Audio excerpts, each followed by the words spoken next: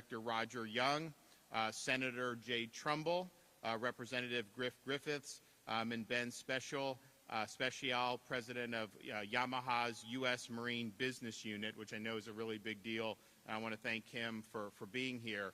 We take pride in our state of Florida being the best fishing and boating state in the United States of America. And honestly, it's not even close. We're the place to do this. We have more than 7,000 marine businesses that just those businesses alone support over 100,000 jobs across the state. The total economic impact of recreational boating in Florida is over $31 billion. Now, what does that mean? I think most people know that's a lot of numbers, but go back to 2018, that's a 53% increase just since 2018. And part of it was, with COVID, people were like, they wanted to do things, and so I think COVID was probably the best thing that ever happened in terms of pushing, not, media's going to say, oh, he said it was good. No. Don't misquote me. But COVID drove people outside more. And so golf did phenomenal. Boating and fishing did phenomenal. And so I think that really helped drive that people wanted to be outdoors and they wanted to do things, especially new people coming to Florida. And I know there were a lot of people that would move here and they're like, okay, I guess I got to start boating. And so they'd buy a boat. Now, some of them didn't know how to operate the boat, which caused some problems. But we kind of, hopefully can figure that out. I know we've worked hard on that. So you've had this massive boom in outdoor recreation, and we've really been at the forefront of that. We are the top boating state. We consistently rank #1 in marine expenditures and boat registrations. We have over 900,000 boat registrations as of 2023, and probably higher now that we do that. And we have over 4 million licensed anglers, and is known as, and of course, you would expect that being the fishing capital of the world. We've been able to do a lot of really neat things. We did do discounts on sportsman hunting and fishing licenses. We were able to issue more than 75,000 gold sportsman's licenses, which generated $24 million in revenue, even though it was a big discount for the purchaser. We did extend that program to provide even more discounts on several fishing and hunting licenses, including the lifetime licenses. If you want to get out and try your hand at fishing on any of our salt or freshwaters, you can purchase a combined annual fresh and saltwater combo license for just $5. And $5 doesn't buy what it used to buy. So if that's there, that's a pretty good deal. We've also solidified our state's reputation for boating and fishing. We want to continue to do that. So if you look at people that are here, our Florida residents, this is an important part of our culture. It's also an important thing that draws people to want to visit the state of Florida. When I became governor, Florida typically would get about 80 to 90 million visitors a year. And we saw that increase a lot over the years. And most recently, we had 142 million visitors to the state of Florida. Now, I view that as something that can help the economy, all this stuff. I also view it, I would rather have them pay the taxes than us pay the taxes. And so, you have an opportunity. People come, they buy things, they pay taxes on all this. And so we have an opportunity to continue to offload tax burden away from Florida residents and towards some of these 142 million visitors. I mean, I think that only makes sense, and we're probably the only state in the country that can get away with that. That's why I've been going after these property taxes so hard, because we can do something about this. People see property taxes go up because their values of their homes. I just saw the Tampa Bay area saw an increase of 23% going up, and it's because the values have gone up. That's true nationwide, but Florida's been even more because there's been a lot of demand. And so people are now having to pay on a home that they bought 10 years ago for a certain amount. Now they're being told it's worth twice that much, and they got to pay more in taxes. Well, how is that good? And then at what point do they stop taxing you? It's like you engage in transactions, and like you pay a tax. Hopefully you don't have to pay any tax, but if you do, you want it to just pay and then not have to deal with it anymore. And yet on these property taxes, it's like you could be a productive citizen 50 years in your home, and they still hit you up for more and more tax. At some point, you either own your property or you don't. And if they can come in and take the property from you because you're not ponying up tax, then you don't really truly have private property. So this property tax issue is a really big deal. I know where I go and talk with folks around the state, this is the one thing. Now, the state doesn't administer that. That's done locally. And you've had local governments, and, some have been more reasonable and more responsible by rolling back rates so that taxpayers are held harmless, but others have not done that. Others have increased millage rates. And for what? Why would we be going after homeowners? So I think it's a really significant issue. We're going to want to continue to do it. But you have all these people that visit, and it used to be they did the analysis when we used to have 80, 85 million visitors. It was about 18 to 20% of the state sales tax revenue came from those visitors. But now that we have 142 million, I think it's at least a quarter of Florida sales tax revenue, and maybe as much as a third. But then you also have to count in snowbirds. We've got people that live here for 3, 4, 5 months a year who are not Florida residents. They're also contributing to be able to do that. So I view that as a potential for us to really deliver relief to Florida homeowners. That'd be the best thing we can do. We can't control at state government the amount of value that your home goes up or not, or how much a home costs. That's a private market. I think there's a lot of distortions in that market. I think the Fed, how they've mishandled interest rates, we can go on and on about that. But the reality is we're limited in what we can do. But the people of Florida, through their Constitution, have the ability to set or not set taxes, right? So you're able to do big-time reforms. So we're teeing that up, certainly for the 26th ballot, and I think this is really, really important. But nevertheless, we have people coming here, and this is a big reason why they're doing it. We have had the biggest tourism year in Florida history. We have secured an all-time record, almost 16% share of the total domestic visitation market for the entire United States of America is just in Florida. Now, you do the math, we got 23 plus million people. The United States as a whole has 330 plus million people. So we're like 6.5%, 7%, and yet we account for more than double our share of the population in terms of the visitation. So that's really, really good. Now, that's all great, and it's all great to say you're doing good stuff, but my view is we always want to do better. And when it comes to our anglers, our boating community, people that really thrive on enjoying all that Florida has to offer, we do get feedback about, hey, what can be done better? So we've done a number of different things, and we've been working very closely with Senator Jay Trumbull over the last many weeks to make sure that the legislation we're going to sign today actually got across the finish line. I want to thank Representative Griffiths for also leading the charge in the House of Representatives to make sure that we're doing what people expect us to do. So there's been a movement for local governments to regulate the type of vessels you are allowed to purchase regarding energy use. Now look, if you want to buy an electric boat, I don't think you should be prohibited for it, but you certainly shouldn't be required to do that if you want a boat. You should be able to buy traditional vessels. And so the legislation that we're going to sign today, this Boater Freedom Act, is going to make sure that Florida remains the boater capital of the world. We're going to make sure that boaters are able to choose the type of vessel that they want. We're not going to allow local governments to step in and block the ability to purchase and for the businesses to sell vessels based on the source of fuel that those vessels are using. We know a lot of families opt for used vessels, and of course they're going to be gas powered. People want to be able to afford this, and if you impose these draconian restrictions, you're not going to be able to do it.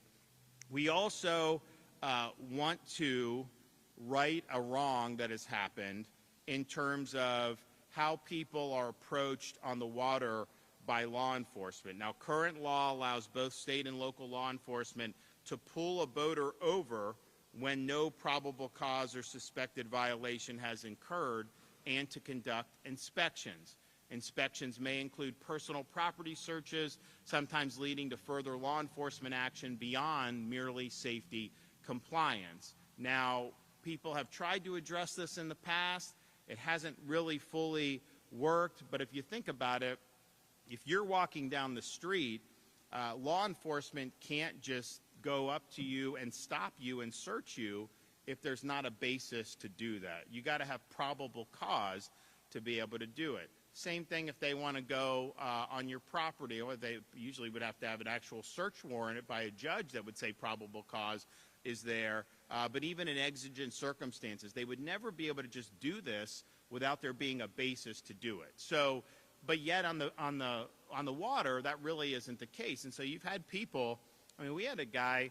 It made the video went viral. You know, they board his vessel. They have him blow the breathalyzer, 0.0. Didn't have any, wasn't drinking, and there was no basis to do it. There was no activity that was suspicious. There was no safety violations. There was no reckless boating. And it was this whole thing. This guy ends up getting arrested. And I'm just thinking to myself, that is not what we want. And I know that the folks at FWC and, by and large, the local law enforcement, you know, have worked really hard to respect this under most circumstances. You had examples where you need swift response. I mean, we just had, you know, there were kids polluting waterways. They were dumping full trash cans of rubbish off their boat. And so you go in and you obviously want to see an intervention there. You see somebody operating a vessel under the influence of alcohol or just recklessly operate. That puts other people in danger. You want to see an intervention there. And I think by this legislation protecting you against suspicionless searches, I think it actually will be a better allocation of resources, not just for FWC, but also for the other local law enforcement agencies who are really important in keeping our people safe. If there's a basis to intervene, you know, that's one thing, and no one's going to say. And you may have probable cause to suspect something, and then it may turn out that things are fine. That's kind of the way it goes. But to just go in without any basis is not the way we want to do it in the state of Florida. And I think it's unnecessarily created friction between the boating community and some folks in law enforcement. So I want to thank Roger Young for really being strong on this, to making sure that our law enforcement efforts are focused, that they're targeted, and that they're really doing what we expect to do, which is identify possible violations, bring people to account, and ultimately protect the safety of everybody else in our communities who are using our waterways. Finally, the legislation I'm signing today will invest in additional boat ramps, parking, and marina programs through Florida Fish and Wildlife that will ensure the public has access to the waters of our great state, both here in Northwest Florida, further down on the Gulf Coast, and our communities on the Atlantic coast. So this is really significant legislation today. I know there's a lot of people throughout Florida that are going to be happy that this legislation finally got across the finish line. I know there was some hurdles along the way, and I know that the folks in the Senate, particularly, we were working very closely with, were able to get it teed up and in a way that led to its passage in both chambers. So thanks for everybody that's been involved. We'll hear from Roger first, and then we'll hear from Senator Trumbull. Roger. Thank you, Governor. It is an honor to be here. And as always, we appreciate your leadership and your support for our marine industries and our marine resources here in the boating and fishing capital of the world. And hearing your list of accomplishments and promotions that we've done, both in the fishing industry with license promotions and helping promote people to get outside, there is no doubt that you support our citizens and our visitors getting outside and enjoying our great outdoors. And there's no better place to enjoy a day on the water than here in the Panhandle and here in this beautiful community of Panama City.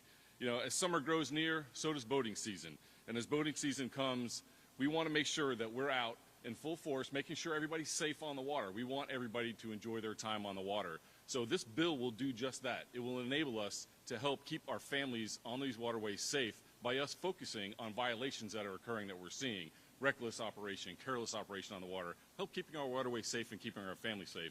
And don't forget, as the governor said, this is Memorial Weekend coming up, so this marks the start of our Gulf recreational red snapper season here in the Gulf, so we encourage everybody to get your families outside and enjoy that.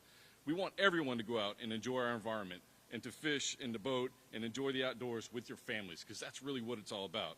It's what living in Florida is all about. And Governor, I want to thank you for your continued support as we work together to provide more access, more freedoms, and more opportunities for the Floridians and visitors here in Florida to keeping this the great free state of Florida.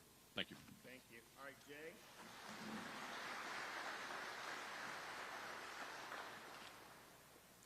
Thank you so much, Governor DeSantis, for your unwavering support and leadership in making sure that Florida continues to stay the most free state in the nation and being a model for defending our individual liberties and putting Floridians' rights first.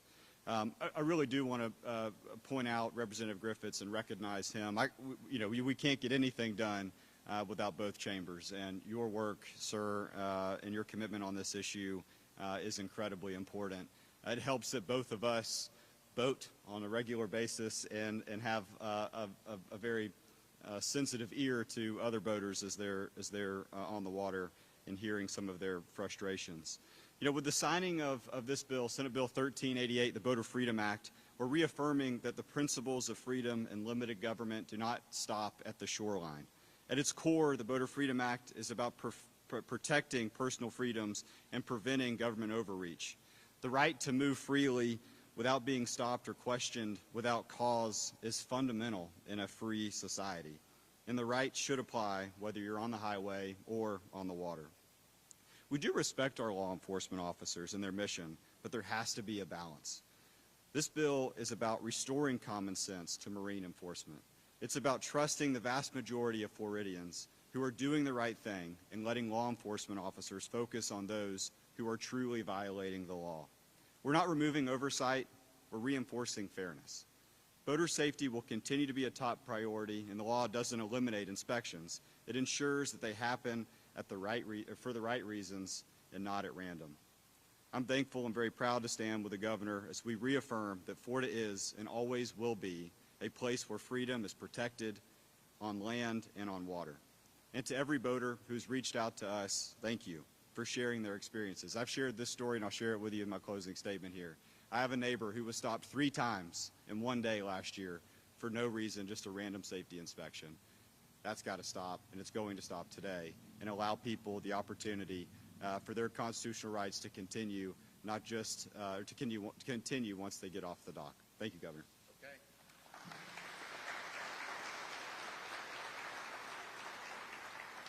Hello, everyone. I'm Ben Special, as he mentioned. I'm with Yamaha. I've been with Yamaha for over 40 years. I'm actually sitting in this room. I'm a little bit of a gearhead, a geek, and I'm looking at every one of these engines that say Yamaha on. I've been involved with since conception. So I'm very excited about what you're doing. I was just in Washington, D.C., and I hope you don't mind, but I used Florida as the lighthouse example of what's doing right for the marine industry and for marine consumers. So I explained to some of the outreach to the White House is don't forget what you're doing is you're helping everyday people go boating. The boats behind me right here are relatively small boats. Those are the things I really focus on. What I'm proud about this legislation that you're doing in Florida, I hope to be able to take to other states to show is the Boating Freedom Bill is about all technology should be available to boaters. We shouldn't limit it. I can give you a dissertation on the reason why. I've been in several meetings with the EPA on why you can't have these select technologies. You got to use the broad technologies because boating is very unique. The other part of what I'm proud about you guys are doing is making grants for more water access. I like to tell my friends and stuff that I look really smart when the industry grows. You know what the biggest barrier of that? Access to fish and access to water. The more boat slips, the more ramps, the more capabilities, everyday people can go boating, the industry will grow. And that creates jobs both here and in many other states. I know many of the companies that have built these boats and these components, and they really appreciate Florida. I travel the globe for Yamaha, and I use Florida as the lighthouse for the marine industry. It's sad to see other countries not have this type of water access and access to everyday consumers. It's important that you're doing this stuff. Very proud of what you're doing down here, and we thank you very, very much. And I do have to say one comment. We woke up yesterday in Louisville, Kentucky, after flying from Washington, D.C. back to Louisville. We live in Atlanta. My lovely wife spent 12 and a half hours driving me down here yesterday because of this event. That's how important it was to me. So I cannot express to you enough how important it is. And I know we have other items we want to work on getting South Atlantic right, like we did in the Gulf of Mexico some years ago. And I'm very passionate about making sure that gets done with NOAA fisheries. So thank you very, very much, and I'll be around for a little bit if you have any questions for me. Thank you.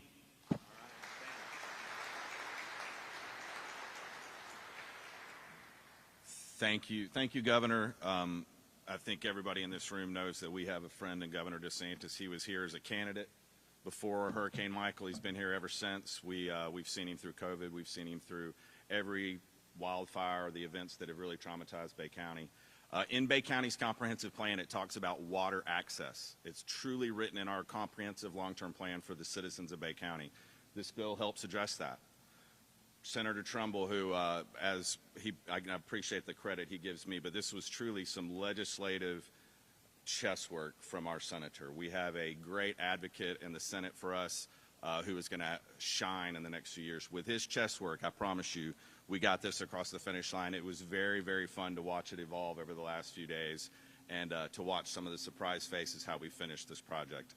I will tell you, water access, that bay, I learned to water ski right up this back door here. I got my first little John boat from my dad when I was 12 years old. I have run this bay from one end to the other. I have fished every little nook and cranny. And I've also been pulled over by most of the FWC officers out here.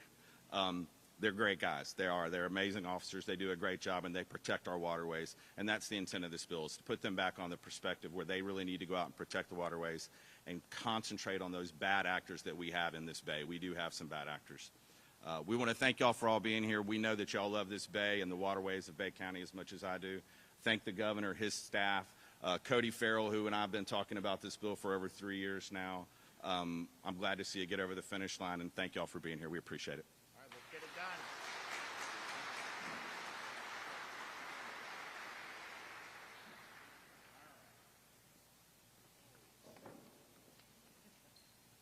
Okay, so today is May what? 19th? All right.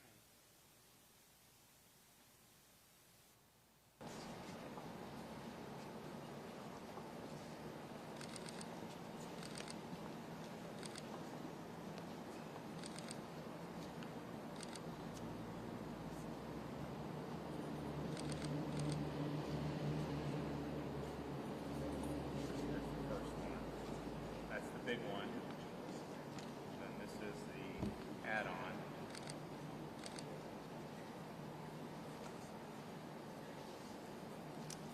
All right. Who wants a pen? You want one, buddy? All right. Anyone else? Okay. All right. I got one more. All right. Here we go. I want you guys to hold that up for the camera. I'll hold this one up. Here, you help. I'll hold it up with me. There we go. All right, we're here. All right, another one in the books, guys.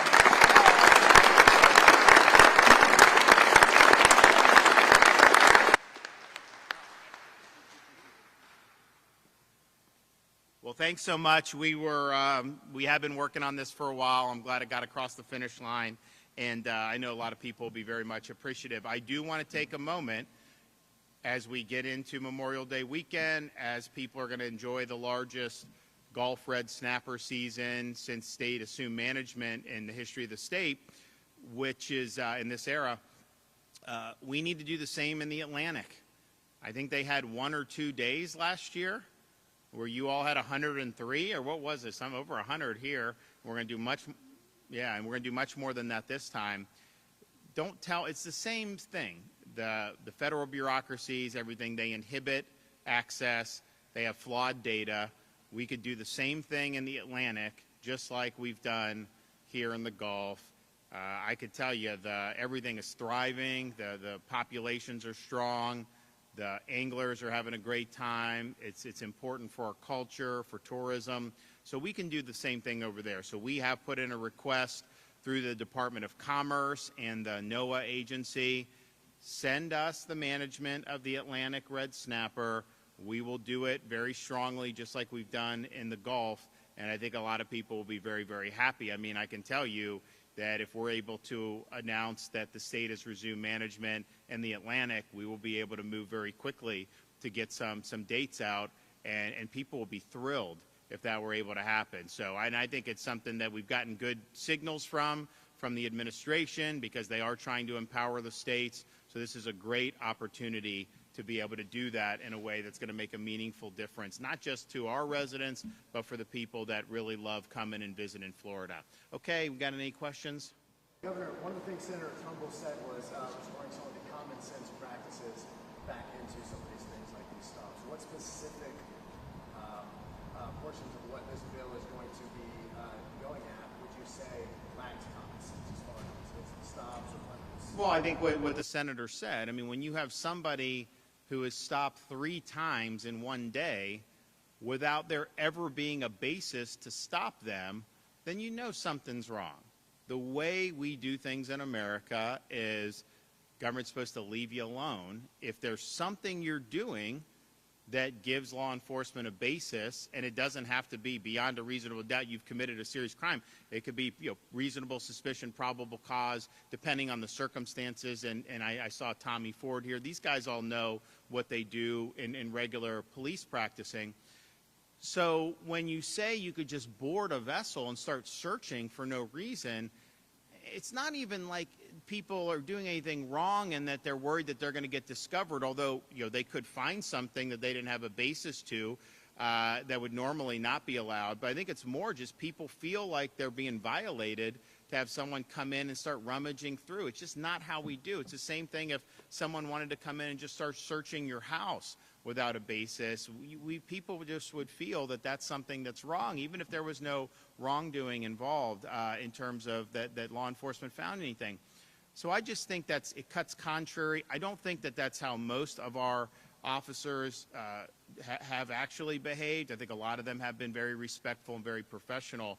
But I also just know, the law being what it was, the prior attempts to get this in a better place weren't really successful. You have had these situations. So I think because of what the senator and Representative Griffiths did, I think this is going to end the issue once and for all. I think we finally have great protections for people, and I think people are going to be very pleased with it. All right. God bless everybody. Take care. We'll see ya.